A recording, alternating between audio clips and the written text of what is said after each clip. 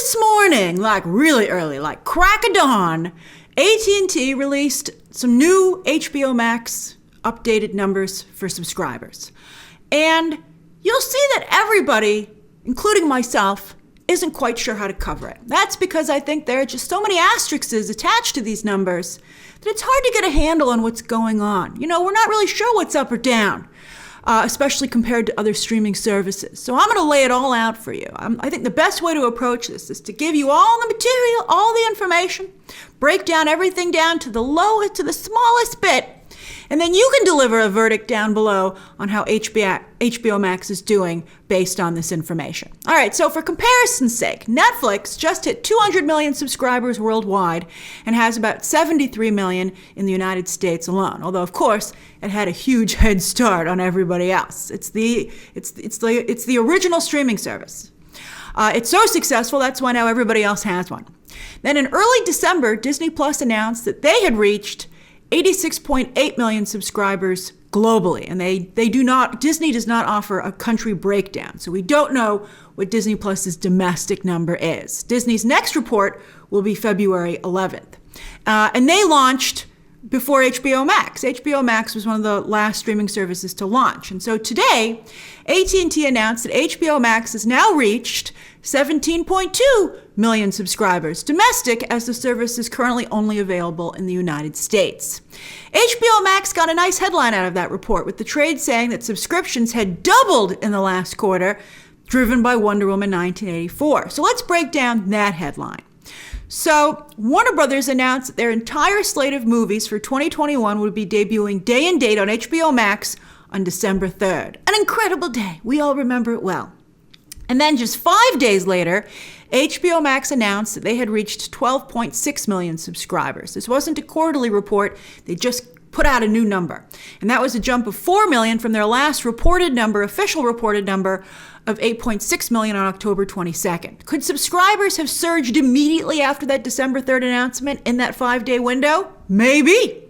But it's also worth noting that HBO Max subscriptions went from 4.1 million subs on July 23rd to 8.6 on October 22nd. Then there's that 12.6 report on December 8th, but that was not an official report. And then 17.2 million today, January 27th. So basically, when you look at it that way, you can see that every 3 months, HBO Max subs have consistently doubled. And so the announcement of the film slate did not speed up that growth. Although, to be fair, HBO Max is running ahead of AT&T's expectations. They know they're running this race with 2 arms tied behind their back, and that their best days are fast approaching. Again, HBO Max is only available in the United States right now, but Latin America is coming up fast this year, and Latin America has a huge DC fan base, just a huge entertainment base in general. That's going to be, I think you're going to see a huge jump for HBO Max subscriptions when Latin America launches. And they're also going to be launching parts of Europe this year as well. Then Warner Brothers still hasn't fully mobilized its incredible brands. HBO Max has fabulous original content already, but none of it taps into an already popular IP, aka brand, like Disney Plus's The Mandalorian represents Star Wars and WandaVision represents Marvel. DC-based shows are coming, and there's already some great DC Universe content that's moved over to HBO Max, but new seasons of those shows, which will be exclusive to HBO Max, aren't here just yet, but will be debuting soon. And Warner Brothers can't even officially develop a Harry Potter show legally until Universal's current deal for the exclusive streaming rights ends in 2022, which is why Warner Brothers swears they are not developing a Wizarding World show, even though they totally are, and they'd be crazy not to. And on that note, all the Harry Potter movies, while they were available at launch on HBO Max, they're now currently on Peacock because of that deal. And a lot of DC content is not, the DC content isn't always there. It's kind of been rotating so far. So not all of Warner Brothers' library franchise content is on HBO Max either, because of prior deals that need to run their course. Bottom line, it's really all about having that hot show.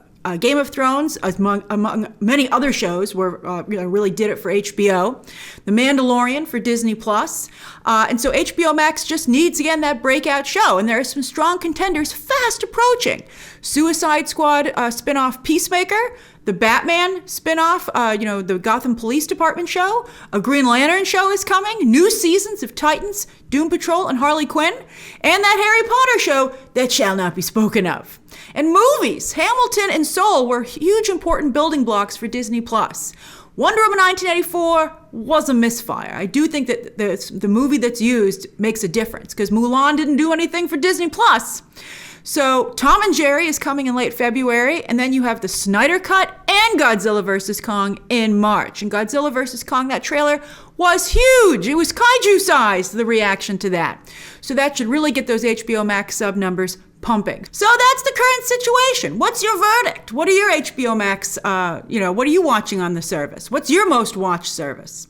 Share your thoughts down below. Subscribe today. And of course, as always, you can check out some more videos right now.